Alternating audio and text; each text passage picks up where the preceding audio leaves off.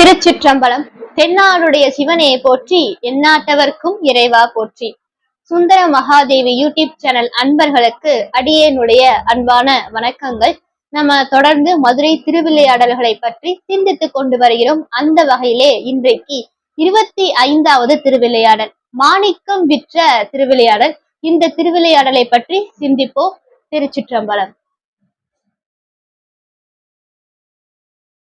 திருச்சிற்றம்பலம். மாணிக்கம் விற்ற திருவிளையாடல். முன்னொரு காலத்துல பாண்டிய மன்னர் ஒருவர் சிறப்பாக மதுரை நாட்டை அரசாட்சி செய்து கொண்டு வந்தார். மனு தர்ம முறைப்படி செங்கோலாட்சி செய்து கொண்டு வந்தார். சொக்கநாத பெருமான் மேல மிகுந்த அன்போடும் மக்களுக்கு வேண்டிய நல்ல திட்டங்களை எல்லாம் செய்து கொண்டு சிறப்பாக மதுரையை ஆட்சி செய்து கொண்டு வந்தார். ஆனா அவருக்கு ரொம்ப காலமா ஆண் குழந்தை இல்லை, ரொம்ப காலமா குழந்தை இல்லை. ஆனா அந்த மன்னருக்கு காதல் கிளத்தியர்னு சொல்லுவாங்க இல்லையா, போகமங்கையர்னு சொல்லுவாங்க இல்லையா, அந்த மற்ற பெண்களுக்கெல்லாம் குழந்தைகள் பிறந்தது. ஆனா பட்டத்து ராணிக்கு குழந்தை இல்லாமல் இருந்தது. பட்டத்து ராணியுடைய மகனை தான் அரசவையிலே மன்னராக முடிசூட்டுவார்கள். அது மட்டும் இல்லாமல் அந்த காதல் கிளத்தியருடைய மகன்கள் எல்லோருமே கெட்ட எண்ணங்களையும் தீய பழக்கங்களையும் உடையவர்களாக இருந்தார்கள். பாண்டிய மன்னரும் சொக்கநாத பெருமானுடைய திருவடியிலே வீழ்ந்து வேண்டுகிறார். பெருமானே, எனக்கு ஒரு ஆண்மகவு வேண்டும் என்று கேட்கிறார். ஏன்னா அந்த சந்திர குலம் தலை தோங்குவதற்கு ஒரு ஆண் வாரிசு வேண்டும் என்று சொல்லி பாண்டிய மன்னரும் பாண்டி மாதேவி 2 பேருமே அஷ்டமி விரதம், சதுர்த்தி விரதம், சோமவார விரதம், பிரதோஷ காலங்களிலே விரதம் போன்ற நல்ல நாட்களிலெல்லாம் விரதம் இருந்து சொக்கநாத பெருமானை வழிபாடு செய்தார்கள். சொக்கநாத பெருமானை வழிபாடு செய்ததன் காரணமாகவும் அவருடைய திருவருளாலும் அவங்களுக்கு ஒரு ஆண் குழந்தை பிறந்தது. அந்த ஆண் குழந்தைக்கு ஒரு 5 வயசு ஆச்சு. அப்படி அந்த பாண்டிய மன்னருடைய ஆண் குழந்தைக்கு ஒரு 5 வயதா இருக்கிற பொழுது பாண்டிய மன்னர் வேட்டைக்காக கானகம் சென்றிருந்தார். அந்த காட்டிலே ஒரு புலி ஒன்று பாண்டிய மன்னரை தாக்கி பாண்டிய மன்னர் வீடு பெற்றே அடைந்து விட்டார். இப்போ பாண்டிய நாடு மதுரை மாநாடே மன்னன் இல்லாமல் இருந்தது. இப்போ பாண்டிய மன்னர் அவரை புலி தாக்கி இறந்து விட்டார். அந்த செய்தி கேள்விப்பட்ட உடனே அந்த பாண்டிய மன்னருடைய காதல் கிளத்தியருக்கு பிறந்த மகன்கள்லாம் இருக்கிறாங்க இல்லையா, அவங்க எல்லாம் என்ன பண்ணாங்க, யாருக்கும் தெரியாமல் அரண்மனைக்குள்ளே நுழைந்து அந்த அரச கருவூலம் இருக்கக்கூடிய பொன் பொருள் எல்லாம் வைத்திருக்கக்கூடிய அந்த பொன் அறை, அந்த அரச கருவூலத்துக்குள்ளே நுழைந்து அங்க இருக்கக்கூடிய பொன்னையும் பொருளையும் அங்க இருக்கக்கூடிய நவமணிகள், நவரத்னங்கள் எல்லாவற்றையும் களவாடி கொண்டு யாருக்கும் தெரியாமல் நாட்டை விட்டே ஓடி ஒளிந்து கொண்டார்கள். இப்போ அமைச்சர்கள்லாம் ஒன்னா சேர்ந்து பேசுகிறார்கள். இப்போ மன்னன் இல்லாமல் ஒரு நாடு இருக்கக்கூடாது, அதனால பாண்டிய மன்னருடைய பட்டத்தரசிக்கு பிறந்த 5 வயது ஆண்மகன், அவனுக்கு முடிசூட்டணும் அப்படின்னு சொல்லி எல்லாம் சேர்ந்து பேசி முடிசூட்டுவதற்கு மணிகள்லாம் வேணும், முடிசூட்டுவதற்கு அந்த முடியிலே மன்னனுடைய கிரீடத்திலே வைப்பதற்கு மணிகள்லாம் வேணும் அப்படின்னு சொல்லிட்டு அதை எடுப்பதற்காக கருவூலத்திற்கு சென்றார்கள். சென்று போய் பார்த்தா அங்கே பொன் பொருள் மணிகள் எதுவுமே இல்லை, நவரத்னங்கள்லாம் காணும்.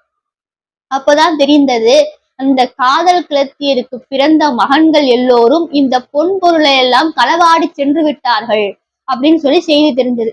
இப்ப அமைச்சர்களுக்கு எல்லாம் என்ன செய்யறதுன்னே தெரியல, ரொம்ப வருத்தப்பட்டார்கள். இப்படி ஒரு நிலைமை வந்து விட்டதே, என்ன செய்வது? இப்போ மணிகள் வாங்கணும், அந்த மணிகள் நல்ல மணிகளாக, நல்ல நவரத்ன மணிகளாக இருக்க வேண்டும், எந்த குற்றம் குறை இல்லாத மணிகளாக இருக்க வேண்டும். ஏன்னா குற்றமுடைய மணிகளை முடியிலே அணியக்கூடாது, அணிந்தா தோஷமாயிடும். அதனால எந்தவித தோஷமும் இல்லாத நல்ல மிகச்சிறந்த தகுதியுடைய அந்த மணிகளுக்குரிய இலக்கணங்களை எல்லாம் பெற்றுள்ள நவமணிகள் வேணும். அந்த மணிகளை நாம் எங்கு சென்று வாங்குவது அப்படின்னு சொல்லி ரொம்ப வருத்தத்தோடு இந்த நிலையை எப்படி நாம் கடப்பதுன்னு சொல்லி ரொம்ப வேதனைப்பட்டு சொக்கநாத பெருமானிடத்திலே அந்த அமைச்சர்கள் எல்லோரும் முறையிட்டார்கள். சொக்கநாத பெருமானே, இதற்கு நீதான் ஒரு தீர்வு சொல்ல வேண்டும் அப்படின்னு சொல்லி வேண்டி அவரை பணிந்தார்கள். அப்போ சொக்கநாத பெருமானே நவரத்னம் விற்கக்கூடிய ஒரு வியாபாரியாக உருமாறி வந்த, தோளிலே ஒரு துணிப்பையும் போட்டுக்கொண்டு அந்த துணிப்பையிலே நிறைய மணிகளை எல்லாம் வைத்துக் கொண்டு அந்த இடத்துக்கு வர, அப்போ அந்த அமைச்சர்களை பார்த்து கேட்கிறார், அமைச்சர்களே, நீங்க பாக்குறதுக்கு ரொம்ப முகவாட்டத்தோடு வருத்தத்தோடு இருக்கிறீர்களே, நீங்கள் வருத்தமாக இருப்பதன் காரணம் என்ன அப்படின்னு சொல்லி அந்த சொக்கநாத பெருமான் நவரத்ன வியாபாரியா உருமாறி வந்திருக்கிறார் இல்லையா, அந்த வியாபாரி கேக்குறார். அப்போ அந்த அமைச்சர்களும் நடந்த விஷயத்தெல்லாம் சொல்றாங்க. பாண்டிய மன்னர் காட்டிலே புலி தாக்கி இறந்து விட்டார். அவருடைய மகன், பட்டத்து மகனாக இருக்கக்கூடிய அந்த 5 வயது ஆண் மகனுக்கு முடிசூட்ட வேண்டும் என்று நாங்கள் எல்லாம் ஏற்பாடு செய்தோம். ஆனால் முடிசூட்டுவதற்கு, அந்த முடியிலே வைப்பதற்கு மணிகள் இல்லை. அதையெல்லாம் மன்னனுடைய காதல் கிளர்த்தியுடைய மகன்கள் எல்லாம் களவாடி சென்று விட்டார்கள். இப்போ மன்னனுக்கு முடிசூட்டணும், அதற்கு மணிகள் வேணும். அந்த மணிகள் இல்லாததுனால எங்களுக்கு என்ன செய்யறதுனே தெரியல அப்படின்னு சொல்லி சொக்கநாதரிடத்திலே முறையிட்டு கொண்டிருக்கிறோம் தகவல்களை எல்லாம் அமைச்சர்கள் சொல்றாங்க. அமைச்சர்கள் சொல்றதெல்லாம் கேட்ட உடனே அந்த நவரத்னம் விற்கக்கூடிய வியாபாரி சொல்றார், நானும் ஒரு நவரத்ன வியாபாரி தான், நவரத்னம் விற்கக்கூடியவன் தான், காவேரி பூம்பட்டினத்துல இருந்து வந்திருக்கிறேன் அப்படின்னு சொல்லி அந்த செட்டியார் சொல்ற. என்னிடத்திலே மணிமுடியிலே சூட்டுவதற்குரிய மணிகள், நவரத்னங்கள் எல்லாம் இருக்கிறது அப்படின்னு சொல்லி சொல்ற. உடனே அமைச்சர்கள் கேக்குறாங்க. அதுல ஒரு அமைச்சர் கேக்குறார், அந்த மணிகள் எல்லாம் நல்ல ஒரு குற்றம் குறை இல்லாத மணிகள் தானா, மணிகளுக்குரிய இலக்கணங்களை எல்லாம் பெற்றிருக்கக்கூடிய நவரத்னங்கள் தானா அப்படின்னு சொல்லி கேக்குறாங்க. உடனே சொக்கநாத பெருமான் அந்த இடத்திலே ஒரு பலகை போட்டு, ஒரு சுத்தமான இடத்தை தேர்வு செய்து அந்த இடத்திலே ஒரு பலகையை போட்டு அதிலே ஒரு பட்டு துணியை விரித்து அங்கே அந்த நவமணிகள், நவரத்னங்களை எல்லாம் நவக்கிரகங்கள் கோவில்ல இருக்கும் இல்லையா, அந்த வரிசைப்படி அடுக்கி வைக்கிறார். இப்போ அந்த நவரத்ன வியாபாரியா இருக்கக்கூடியவர், அது சிவபெருமான் தான். அவர் என்ன பண்றாரு, ஒரு நல்ல தூய்மையான இடத்திலே அதுல ஒரு பலகையை போட்டு அங்கே ஒரு பட்டு துணியை விரைத்து, இந்த கோவில்ல நவக்கிரகங்கள்லாம் இருக்கும் இல்லையா, அந்த முறைப்படியே அந்த நவரத்தினங்களை வைக்கிறார். சூரியனுக்கு மாணிக்கம், சந்திரனுக்கு முத்து, செவ்வாய்க்கு பவளம், புதனுக்கு மரகதம், வியாழ பகவானுக்கு புஷ்பராகம், சுக்கிரனுக்கு வைரம், சனிக்கு நீலம், ராகுக்கு கோமேதகம், கேதுக்கு வைடூரியம். அந்த வரிசைப்படியே வைக்கிறார். இப்போ நடுவுல மாணிக்கத்தை வைச்சார், சூரியனுக்குரிய மாணிக்கத்தை நடுவுல வச்சார். இந்த சூரியனுக்கு வலது பக்கம் மேல சந்திரனுக்குரிய முத்து வச்சார். அதுக்கப்புறம் சந்திரனுக்கு கீழே செவ்வாய்க்குரிய பவளத்தை வைக்கிறார். அதுக்கப்புறம் சூரிய பகவான் நடுவுல அந்த மாணிக்கம் வச்சிருக்கிறார் இல்லையா, அந்த மாணிக்கத்துக்கு இடது பக்கம் மேல புதனுக்குரிய மரகதத்தை வச்சார். அதற்கு கீழே வியாழனுக்குரிய புஷ்பராகத்தை வச்சுட்டார். இப்போ சூரிய பகவானுக்குரிய அந்த மாணிக்கத்தை நடுவில் வச்சிருக்கிறார் இல்லையா, அந்த மாணிக்கத்துக்கு மேல சுக்கிரனுக்குரிய வைரத்தை வைக்கிறார். சூரிய பகவானுக்கு கீழே சனி பகவானுக்குரிய நீலத்தை வச்சுட்டார்.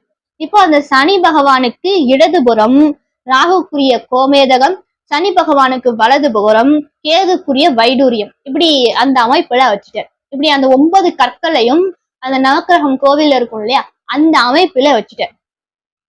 இப்போ அதுல ஒரு அமைச்சர் கேக்குறார், செட்டியாரே இந்த நவரத்தினங்களுடைய சிறப்புகளை கூறும் அப்படின்னு சொல்லி கேக்குறார்.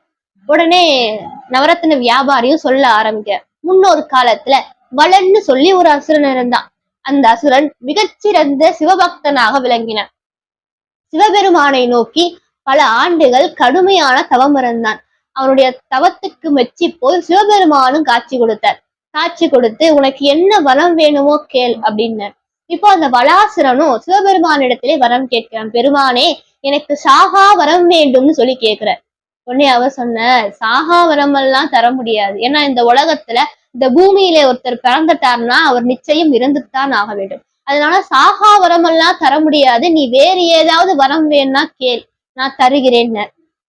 உடனே அந்த வலாசுரனும் வரம் கேட்கிறான். பெருமானே என்னை யாராலும் வெல்ல முடியாத அளவுக்கு எனக்கு வலிமை வேண்டும்ன்றார். யாருமே என்னை வெற்றி கொள்ளக்கூடாது, அப்படிப்பட்ட ஒரு வலிமை எனக்கு வேண்டும் அப்படின்னு. அடுத்து 2வது கேட்டார், என்னுடைய உடலானது அழிந்த பிறகு, நான் என்னுடைய உயிர் இந்த உடலை விட்டு போன பிறகும் கூட இந்த உடலானது அது அழியக்கூடாது. என்னுடைய உடல் அங்கங்கள், என்னுடைய உடம்பிலே இருக்கக்கூடிய அங்கங்கள் எல்லாம் எல்லோரும் மதிக்கக்கூடிய விரும்பக்கூடிய மணிகளாக மாற வேண்டும் அப்படின்னு சொல்லி அந்த வளன் கேக்குற. ஏன் அப்படி கேக்குறார் அப்படின்னா, முன்னொரு காலத்திலே ததீசி அப்படின்னு சொல்லி ஒரு முனிவர் இருந்தார். அந்த முனிவருடைய முதுகெலும்பு, அந்த அவருடைய முதுகெலும்பு தான் இந்திரன் கையில வஜ்ராயுதமாக விளங்கி கொண்டிருக்கிறது. அடுத்தது கருட பகவானுடைய சகோதரன் அருணன்னு சொல்லக்கூடியவர். அவர் அந்த முட்டையில இருக்கிற பொழுது அவங்க அம்மா ரொம்ப காலம் ஆகியும் இந்த முட்டையை உடையவே இல்லையே அப்படின்னு சொல்லி அந்த முட்டையை அவங்களே உடைச்சாங்க. அப்படி உடைக்கிற பொழுது அதுல இருந்த அந்த அருணன்னு சொல்லக்கூடியவர் முழுமையாக வளர்ச்சி பெறாமல் அவர் கால் மட்டும் இல்லாம ஊனமுற்று இருந்தார். அப்போ அந்த முட்டை ஓடானது கீழே விழுந்து உடைஞ்சது இல்லையா, அது உடைஞ்ச அந்த முட்டை ஓடுகள் மரகத கற்களாக, மரகத சுரங்கங்களாக மாறி போச்சான். அந்த அருணன் அப்படின்றவர் தான் சூரிய பகவானுக்கு தேரோட்டியாக, சாரதியாக இருக்கிறார். அவருடைய தம்பி, அவருடைய சகோதரன் தான் நாராயணர். ஸ்ரீமன் நாராயணருக்கு வாகனமாக பெரிய திருவடியாக இருக்கக்கூடிய கருட பகவான். இப்போ அந்த முட்டை ஓடு கீழே விழுந்த இடம்தான் மரகத சுரங்கங்களாக இருக்கிறது. கருட பகவான் அமிர்தத்தை, அந்த தேவர்களும் அசுரர்களும் கலைந்தார்கள் அல்லவா, அந்த அமிர்தத்தை அதை கொண்டு செல்லும் பொழுது, அது ஆகாய மார்க்கமாக கருட பகவான் அதை கொண்டு செல்லும் பொழுது அவருடைய எச்சில் கீழே விழுந்துச்சான். அவர் வாயிலிருந்து எச்சில் கீழே விழுந்துச்சான். அது பச்சை கற்களாக மாறியதான். இந்த அமிர்தத்தை கடைகிற பொழுது முதல்ல நஞ்சு வந்துச்சு. அந்த நஞ்சை சிவபெருமான் உட்கொண்டார். அப்போ அது கீழே இருக்கக்கூடிய உயிர்களுக்கு பாதிப்பை ஏற்படுத்தி விடக்கூடாது அப்படின்னு சொல்லிட்டு உமாதேவி தாயார் சிவபெருமானுடைய கழுத்தை பிடிச்சாங்கள் அல்லவா. அப்படி பிடித்த பொழுது உமாதேவி தாயாருடைய நகம் இருக்கு இல்லையா, அந்த நகம் அவருடைய கழுத்திலே பட்டு, அதுல ஏற்கனவே நீல நிற விஷம் வேற, அந்த விஷமும் அந்த நகம் பட்டு அங்க உதிரம், அந்த ரத்தம் சிந்தியதான். அப்படி சிந்திய ரத்தம் எல்லாம் நீலக்கற்களாக மாறி போச்சான். இந்திரன் அசுவமேத யாகம் செய்தார். அப்போ அந்த அசுவமேத யாகத்திற்காக அந்த குதிரையை இந்த உலகத்தை வலம் வர செய்தார். அப்போ வலம் வரும் பொழுது அந்த குதிரையினுடைய கண்களிலே இருந்து கண்ணீர் வந்ததாம். இந்த கண்ணீர் துளிகள் சிந்தி அது நீலக்கற்களாக மாறி போச்சாம். இரண்யாட்சன் என்று சொல்லக்கூடிய அந்த அசுரனை கொள்வதற்காக மகாவிஷ்ணு வராக அவதாரம் எடுத்தார். இப்படி எடுத்து அவர் உருமிக் கொண்டு முழங்கிக் கொண்டு செல்லும் பொழுது அவருடைய கபம் விழுந்த இடம், கபம்னா சளி, அவருடைய கபம் விழுந்த இடம் புஷ்பராக கற்கங்களாக மாறி போச்சா, புஷ்பராக கற்களாக அவை மாறிவிட்டதாம். முன்னொரு காலத்துல இந்த மலைகளுக்கெல்லாம் சிறகுகள் இருக்குமா. அப்படி சிறகுகளோடு அந்த மலைகள் இருக்குமா. அந்த மலைகளானது ஓரிடத்திலே இருந்து பறந்து சென்று கொண்டு இன்னொரு இடத்துக்கு போய் அமர்ந்து அங்க இருக்கக்கூடிய உயிர்களுக்கெல்லாம் துன்பத்தை கொடுத்து கொண்டிருந்தது. ஏன்னா ஒரு பெரிய மலை, அது சிறகுகள் இருக்குது, அப்படி பறந்து பறந்து போய் ஒரு இடத்துல அமர்ந்தா அது எப்படி இருக்கும், நினைச்ச நேரத்துக்கு எல்லா மலைகளும் பறந்து கொண்டே இருந்தா எப்படி இருக்கும். அப்போ அந்த இந்திரன், தேவேந்திரன் என்ன பண்றார், அவர் வைத்திருக்கக்கூடிய வஜ்ராயுதத்தினாலே அந்த மலைகளுடைய சிறகுகளை எல்லாம் வெட்டி வீழ்த்தி கொண்டே வந்தாராம். அப்படி வெட்டி வீழ்த்தினதுனாலே அதுல விழுந்த உதிரமானது கீழே விழுந்து அந்த உதிரங்கள் பவள கற்களாக மாறி போச்சாம். இதே செய்தி நம்ம ராமாயணத்திலையும் வரும். ராமாயணத்துல ஆஞ்சநேய பெருமான் சீதா தேவியார தேடி போகும் பொழுது அப்போ கடலுக்குள்ள இருந்து ஒரு மலை வெளியில சொல்லும், ஆஞ்சநேய பெருமானே, உங்களுடைய அப்பா வாயு பகவான் தான் இந்திரன் இருந்து என்னை காப்பாத்தி இந்த கடலுக்கு அடியில என்னை ஒளிச்சு வச்சார். ஏன்னா இந்திரன் ஒரு காலத்திலே மலைகளுக்குள்ள சிறகுகளை எல்லாம் வெட்டி வீழ்த்தி கொண்டே வந்தார்.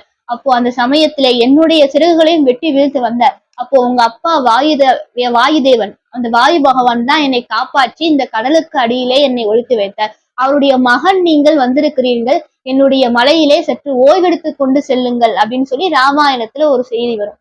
அப்படி இந்த மலைகளுக்குள்ள சிறகுகளை எல்லாம் இந்திரன் வெட்டி வீழ்த்தி கொண்டு வரும் பொழுது அதுல விழுந்த உதிரம் அது கீழே சிந்தி அது பவளக்கற்களாக மாறி போச்சான்.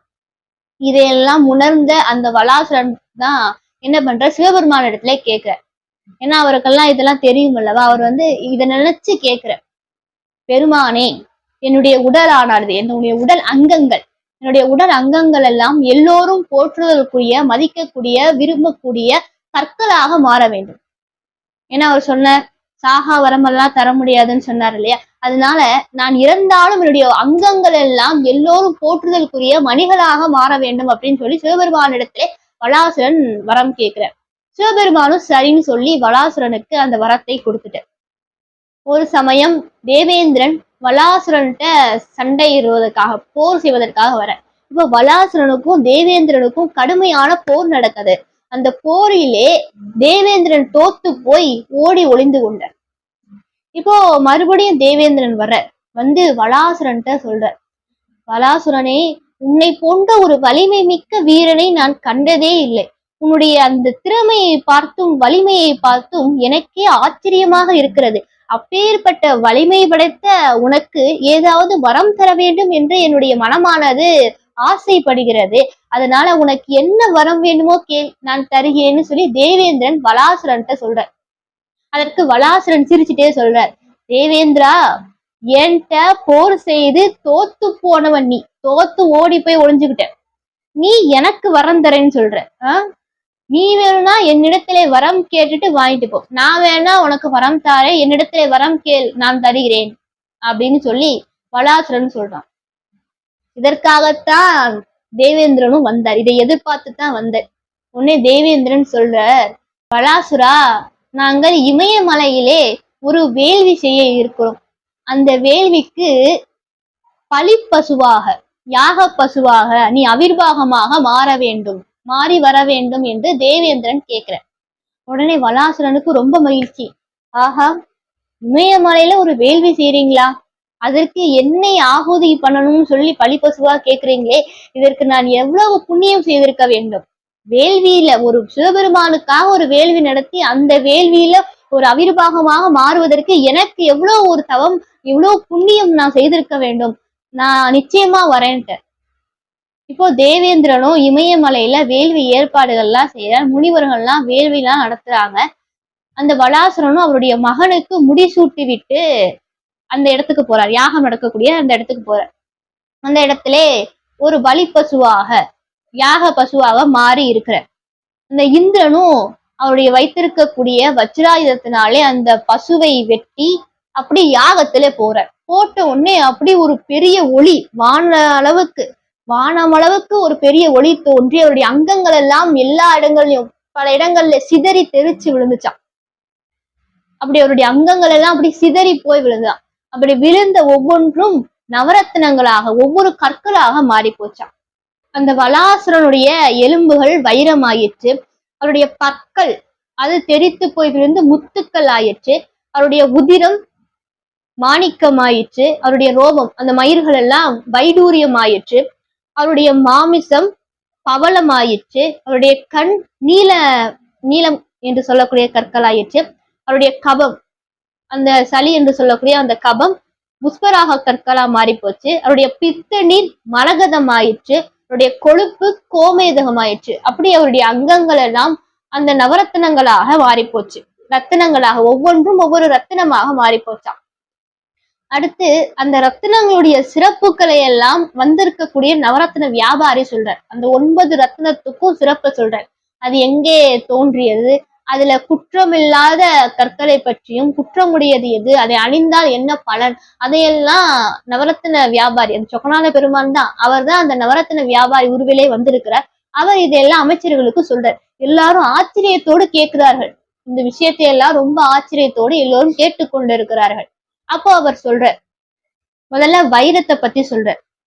வைரம் இது எதையும் அறுக்கக்கூடியது, எதையுமே இதை அறுக்குமா, அந்த அளவுக்கு ஒரு கூர்மையானதாக இது இருக்கிறது. எதையும் அறுக்கக்கூடியது, ஆனா இத பிளக்க முடியாதாம். அடுத்தது இதனுடைய நிறை குறைவு, கோடு, நடுக்கல், அப்புறம் காக்கை கால், சொட்டு, இது இல்லாத வைரம். அதாவது அந்த வைரத்துல நிறை குறைவா இருக்கக்கூடாது. அதனுடைய நிறம், அந்த நிறமானது குறைவாக இருக்கக்கூடாது. அதுல கோடுகள் விழுந்திருக்க கூடாது. நடுக்கம் இல்லாததாக இருக்கக்கூடாது. ஆடிட்டே இருக்கிறதா இருக்கக்கூடாது. காக்கை கால் உள்ளதாக, ஒரு சொட்டு உள்ளதாக அந்த வைரம் இருக்கக்கூடாது. இதெல்லாம் தவிர்த்து நல்ல வைரமாக இருக்கக்கூடிய வைரத்தை, இது இல்லாமல், இது எதுவுமே இல்லாத ஒரு நல்ல வைரமாக அது இருக்க வேண்டும். அந்த வைரத்தை அணிந்தோம்னா நமக்கு ஆரோக்கியம், உடல் ஆரோக்கியம் உண்டாகுமா, நமக்கு வெற்றி கிடைக்கும், மங்களம் உண்டாகும் அப்படின்னு சொல்றாங்க. ஏன்னா இப்ப முன்னால சொன்ன எல்லாமே குற்றமுடைய வைரங்கள். இந்த நிறம் குறைவாக உள்ள வைரம், கோடு விழுந்திருக்கக்கூடிய வைரம், நடுக்கம் இருக்கக்கூடிய ஒரு வைரம், இந்த சொட்டு குற்றமுடைய வைரங்கள். இதை தவிர்த்து இருக்கக்கூடிய வைரங்களை அணிந்தா நமக்கு உடல் ஆரோக்கியம் உண்டாகும், வெற்றி கிடைக்கும், மங்களம் உண்டாகும் அப்படின்னு சொல்றாங்க. வைரமானது பல நிறங்களை காட்டுமா, பல நிறம் காட்டக்கூடிய வைரம். அந்த வைரத்துக்கு சூரிய வைரம் அப்படின்னு சொல்லி பேரு. அது வந்து அரசருக்குரியதாக இருக்கிறது. பல நிறம் காட்டக்கூடிய வைரம் அரசருக்குரிய ஆஹ் வைரமாக இருக்கிறது. ஒவ்வொரு நிறத்துக்கும் ஒவ்வொரு அதிபதியை வந்து சொல்லியிருக்கிறாங்க. தண்ணீர் போன்ற தோற்றமுடைய வைரம் சந்திர வைரம் அப்படின்னு சொல்லி அழைக்கப்படுகிறது.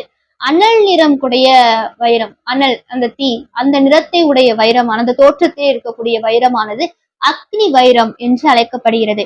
கர்ணிகா பூ போன்ற ஒரு தோற்றத்தில் இருக்கக்கூடிய வைரமானது வருண வைரம் அப்படின்னு சொல்லி அழைக்கப்படுகிறது.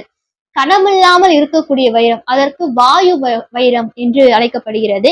அடுத்து வண்டு நிறம், நீல நிறம் உள்ள வண்டு நிறத்திலே இருக்கக்கூடிய வைரம் யம வைரம் என்று அழைக்கப்படுகிறது. அடுத்து 6 பட்டை உடைய வைரம் வந்து இந்திர வைரம் என்று அழைக்கப்படுகிறது. அப்புறம் வாழை இலை, மூங்கில் இலை, அப்புறம் வாகைப்பூ போன்ற நிறத்திலே அந்த மாதிரி அந்த தோற்றத்திலே இருக்கக்கூடிய வைரத்துக்கு விஷ்ணு வைரம் அப்படின்னு சொல்லி பேர். அப்புறம் இந்த வைரத்தை வந்து திருமாங்கல்யத்துல வந்து அணிய மாட்டார்கள். திருமாங்கல்யத்துல வந்து வைரத்தை வந்து அணியக்கூடாது அப்படின்னு சொல்லியிருக்கிறாங்க.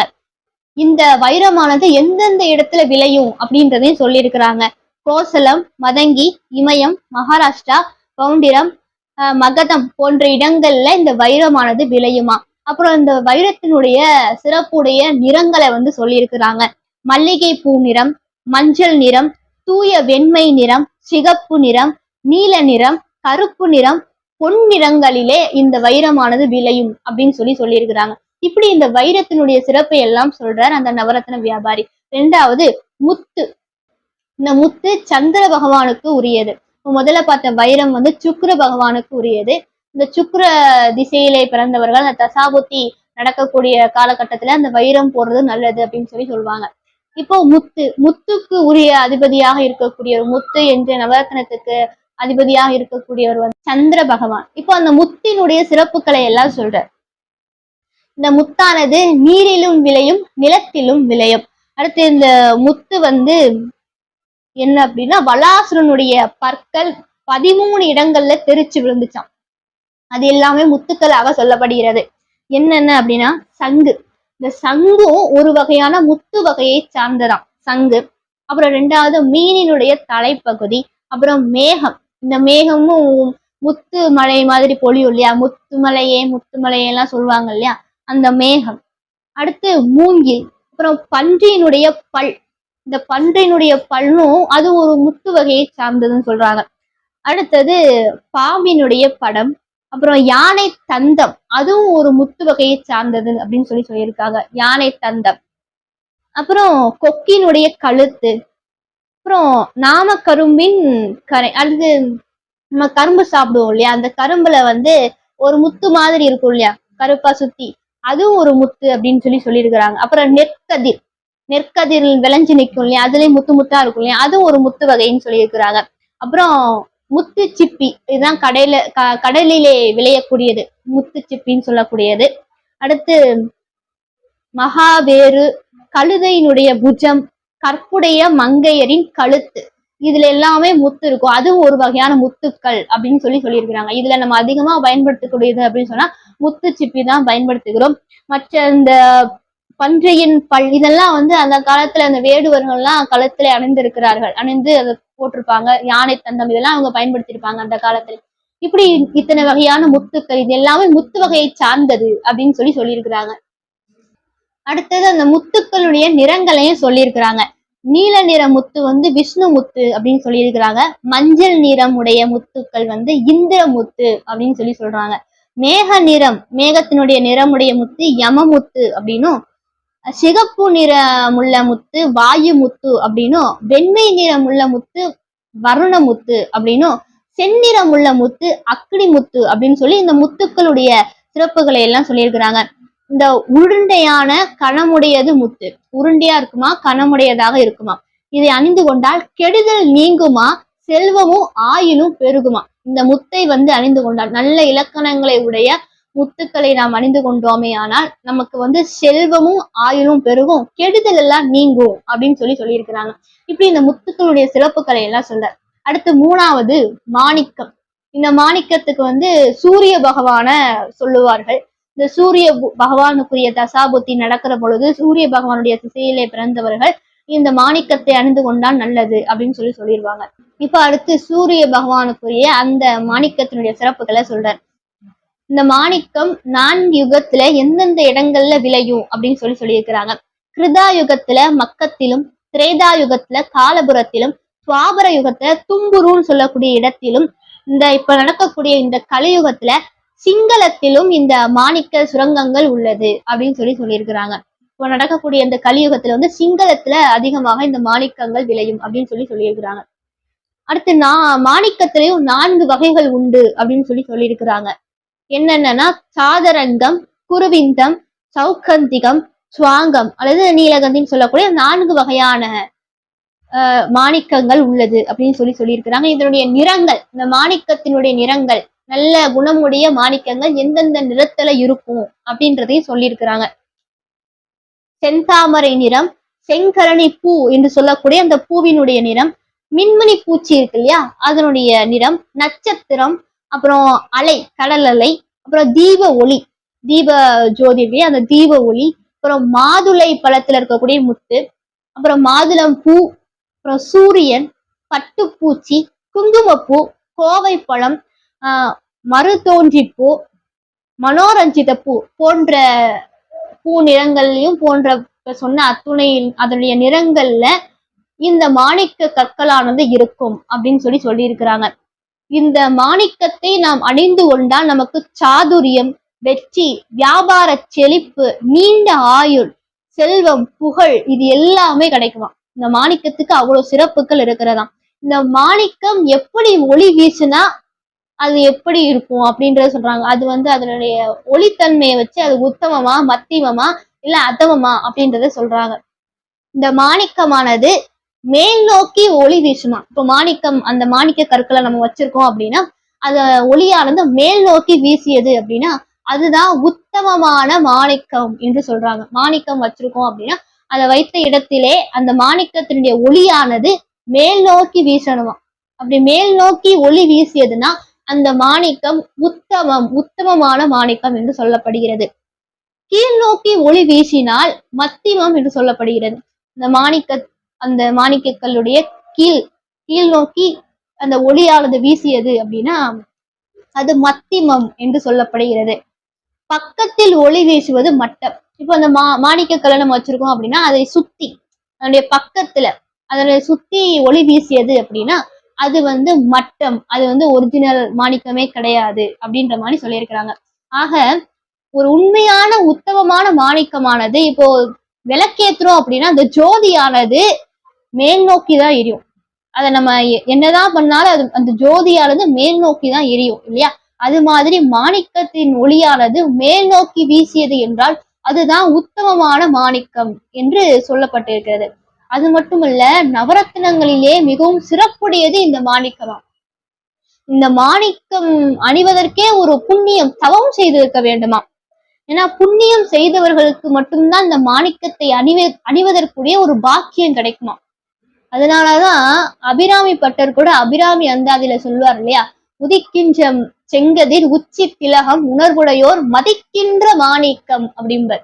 உணர்வுடையோர் மதிக்கின்ற மாணிக்கம். அம்பால கூட வாழ்த்துகிற பொழுது மாணிக்கத்தை சொல்லிதான் வாழ்த்துவர்.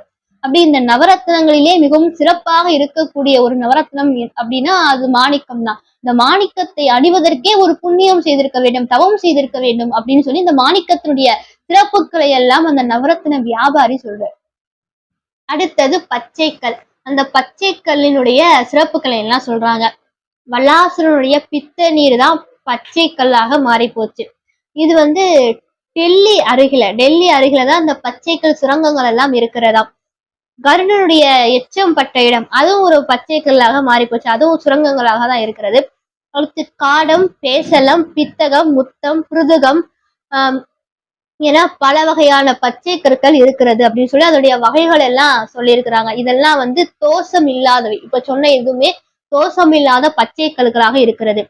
தோஷம் உள்ளது அப்படின்றது வந்து என்ன அப்படின்னா சாத்துவீதம், துஷ்டம், தோடி முச்சிதம், தோச லேசம், மந்த தோஷம் இவையெல்லாம் வந்து தோஷம் உள்ள ஒரு மரகதங்களாக அந்த பச்சை கற்களாக இருக்கிறது. குணமுள்ள மரகதம், அந்த பச்சை கல்லை நாம் அணிந்து கொண்டால் எதிரிகளை எல்லாம் வெற்றி பெறுவோமா.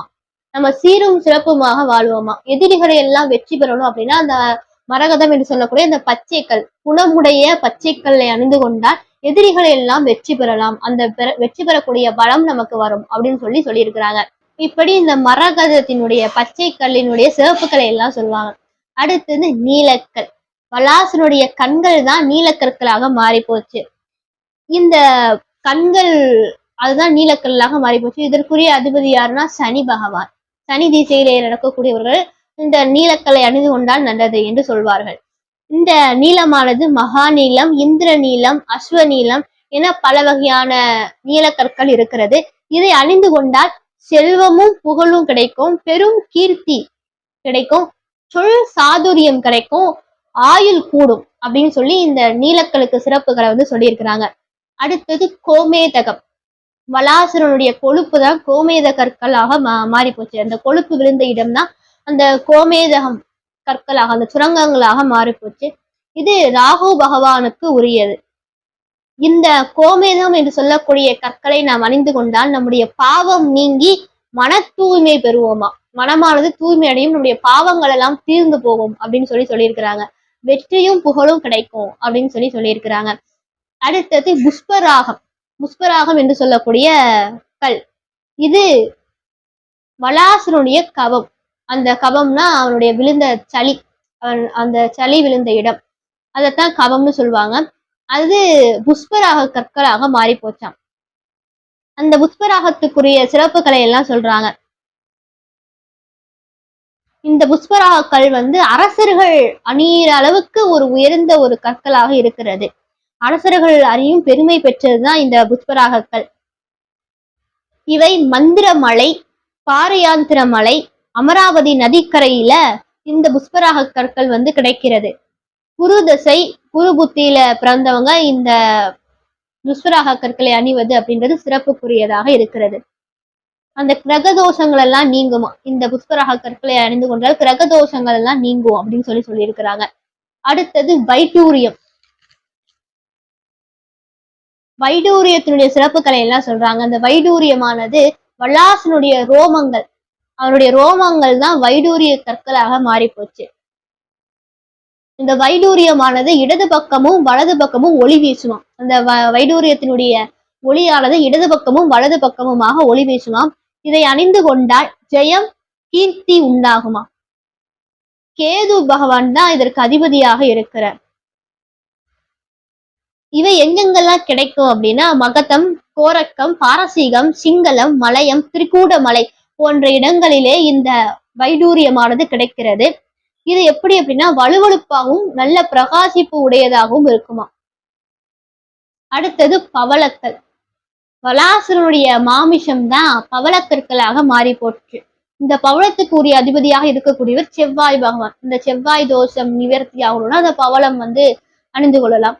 அப்படி எதிரிகளை சுலபமாக வெற்றி கொள்ளவும், ஆயுள் ஆரோக்கியம் பெறுவதற்கும், நன்மக்களை பெற்றெடுக்கவும், நோய் இல்லாமல் சிறப்புடன் வாழவும், சிறந்த இல்லறமும் கிடைக்குமா. நல்ல சிறப்பான பவளத்தை அணிந்து கொண்டால், குணமுடைய பவளத்தை அணிந்து கொண்டால் இதெல்லாம் கிடைக்கும் அப்படின்னு சொல்லியிருக்கிறாங்க. அது மாதிரி இந்த 9 நவரத்னங்கள் இருக்கு இல்லையா, இந்த நவரத்னங்களுக்கும் 4 வர்க்கங்கள், அந்த வர்ணங்களை சொல்றாங்க. வைரம், முத்து இத பிராமண வர்க்கம் அப்படின்னும், மாணிக்கம், பவளம் இத சத்திரிய வர்க்கம் அப்படின்னும், புஷ்பராகம், கோமேதகம், வைடூரியம் இது 3ஐயும் வைசிய வர்க்கம் அப்படின்னும், நீலம், பச்சை இது 2ஐயும் சூத்திர வர்க்கம் அப்படின்னும் இந்த நவரத்னங்கள் சொல்லியிருக்கிறாங்க. இப்படி இந்த நவரத்னங்களுடைய சிறப்புகளை எல்லாம் இந்த நவரத்ன வியாபாரி ஜெகநாத பெருமாள் தான், அவர் தான் இது எல்லாத்தையும் சொல்றாங்க. இதை சொன்ன உடனே இதை கேட்கிற அத்துணை பேருக்கு ஆச்சரியம். இந்த நவரத்னங்கள்ல இவ்வளவு விஷயங்கள் இருக்குதா, இதுவரை எங்களுக்கு இதெல்லாம் தெரியவே தெரியாதே அப்படின்னு சொல்லி உங்களுடைய திருவருளால் இது அத்தனையும் நாங்கள் தெரிந்து கொண்டோம் அப்படின்னு சொல்லி அதனுடைய சிறப்புகளை எல்லாம் சொக்கநாத பெருமான் சொல்றாருன்னா அது கேட்கறதுக்கு எவ்வளவு இனிமையாக இருக்கும். அப்படி அதனுடைய விவரங்களை எல்லாம் தெளிவாக பெருமான் சொல்றார். அங்க இருக்கக்கூடிய அமைச்சர்களுக்கெல்லாம் ஆச்சரியம், எல்லாருக்கும் ரொம்ப மகிழ்ச்சி. அதுக்கப்புறம் அந்த நவரத்ன வியாபாரி அந்த நவரத்னங்களை எல்லாம் கொண்டு அப்படி அமைச்சர்கள்ட்ட கொடுக்குற, அந்த நவரத்னங்களை எல்லாம் எடுத்து அமைச்சர்கள்ட்ட கொடுக்குற. அமைச்சர்களும் அதை வாங்கி கொண்டு முடியிலே சூட்டுவதற்கு எல்லாம் தயார் பண்றாங்க. இப்ப முடிசூட்டு விழாவானது நடக்க இருக்கிறது. பிரம்மாண்டமாக முடிசூட்டு விழாலாம் ஏற்பாடு பண்றாங்க. அந்த முடிசூட்டு விழாவில் நவரத்ன வியாபாரியும் கலந்து கொள்கிறார். இப்போ அவர் முன்னிலையில சிறப்பாக முடிசூட்டு விழாவானது நடக்கிறது. அந்த பாண்டிய மன்னனுடைய 5 வயது மகன், அந்த மகனுக்கு மணிமுடி சூட்டினார்கள். இந்த சொக்கநாத பெருமான் அவர் கொடுத்தார் இல்லையா அந்த மணிகள், அதை வைத்து அந்த முடியானது அவருக்கு சூட்டப்படுகிறது. இப்போ எல்லாருக்கும் ஒரே மகிழ்ச்சி, அமைச்சர்களுக்கு எல்லாம் ரொம்ப சந்தோஷம். இப்பேற்பட்ட இந்த மணிகளை இதுவரை நாங்கள் கண்டதே இல்லை. இந்த உலகத்திலே இப்பேற்பட்ட ஒரு மணியை நாங்கள் கண்டதே கிடையாது. அப்பேற்பட்ட ஒரு சிறப்பு மிக்க மணியை அவர் கொடுத்திருக்கிறார். அதனால அவருக்கு ஒரு சிறந்த ஒரு பரிசு பொருட்களை நாம் கொடுக்க வேண்டும் சொல்லி ஒரு நல்ல ஒரு பொன்னாடை பரிசு பொருட்களை எல்லாம் எடுத்து கொண்டு போய் அவர்கிட்ட கொடுக்கறதுக்காக போறாங்க. அவரும் முன்னாடி போறார். அவர் முன் செல்ல இவங்க பின்னால இதெல்லாம் கொடுக்கறதுக்காக போறாங்க. இதை அறிந்து கொண்ட பெருமான் என்ன பண்றார், அவர் முன்னால போறார். போய் அப்படியே அந்த சொக்கநாத பெருமானுடைய திருக்கோவிலுக்கு சென்று போய் உள்ள போய் மறைந்து விடுகிறார். எல்லாருக்கும் ஆச்சரியம். அப்போதான் புரிஞ்சது, ஆஹா, சொக்கநாத பெருமானே நவரத்ன வியாபாரியாக வந்து அரசரக்கூடிய மணிமுடியிலே அணிவிக்கக்கூடிய சூட்டக்கூடிய மணிகளை நமக்கு கொடுத்திருக்கிறார் அப்படின்னு சொல்லி எல்லோரும் அந்த பெருமாளை போற்றி பாடினார்கள். எல்லாரும் அவருடைய திருவடியிலே விழுந்து வணங்கினார்கள். எப்பேற்பட்ட பெருமாளுடைய கருணை! இந்த மன்னன் என்ன தவம் செய்தானோ அவருக்காக, அந்த மன்னருடைய முடிமுடிக்காக சிவபெருமானே மாணிக்கங்களை அந்த நவரத்னங்களை கொண்டு வந்து கொடுத்திருக்கிறாரே. ஆனால் இந்த மன்னன் எவ்வளவு தவம் செய்திருக்க வேண்டும் அப்படின்னு சொல்லி எல்லோரும் போற்றி புகழ்ந்தார்கள். எல்லோரும் அவருடைய கருணையை எண்ணி போற்றி பாடினார்கள். அதுக்கப்புறம் அந்த பாண்டிய மன்னனுடைய மகன் அவரும் நல்லா கலைகளை எல்லாம் கற்றுக்கொண்டார். எல்லா கலைகளையும் கற்றுக்கொண்டு அவர் என்ன பண்றார், அவர்கள் களவாடி சென்ற பொருட்களை எல்லாம் மீண்டும் திரும்ப கொண்டு வந்து அதையெல்லாம் மீட்டு மறுபடியும் அரச கருவத்திலே கொண்டு போய் சேர்க்கிறார். அதுக்கப்புறம் சிறப்பாக செங்கோல் ஆட்சி செய்து கொண்டு வருகிறார். அப்படி அந்த பாண்டிய மன்னர் அவருடைய மகனுக்காக அவருடைய மணிமுடியிலே சூட்டுவதற்கு மாணிக்கங்கள் நவரத்னங்கள் இல்லையே என்று எல்லா அமைச்சர்களும் அவருடைய திருவடியிலே வீழ்ந்து கேட்கிற பொழுது, வேண்டுகின்ற பொழுது, சிவபெருமானே ஒரு நவரத்னங்கள் விற்கக்கூடிய வியாபாரியாக வந்து அவர்களுக்கு மணிமுடிக்கு தேவையான நவரத்னங்களே கொடுத்திருக்கிறார். அப்ப எப்பேற்பட்ட ஒரு பெருமை! அதனால அந்த பாண்டிய மன்னருக்கு அபிஷேக பாண்டியன்னு பேரம். ஏன்னா அபிஷேகம் அப்படின்னா முடிசூட்டுதல் அப்படின்னு அர்த்தம். அந்த முடிசூட்டுக்கு தேவையான அந்த மணிமுடிக்கு தேவையான நவரத்னங்களை பெருமானே கொடுத்திருக்கிறார். அதனால அந்த பாண்டிய மன்னருக்கு அபிஷேக பாண்டியன் என்று கூறுவார்கள். அப்பேற்பட்ட பெருமானுடைய திருவிளையாடலை நாம் இன்று சிந்தித்தோம்.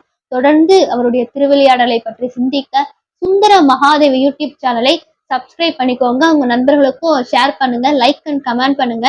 நன்றி. திருச்சிற்றம்பலம்.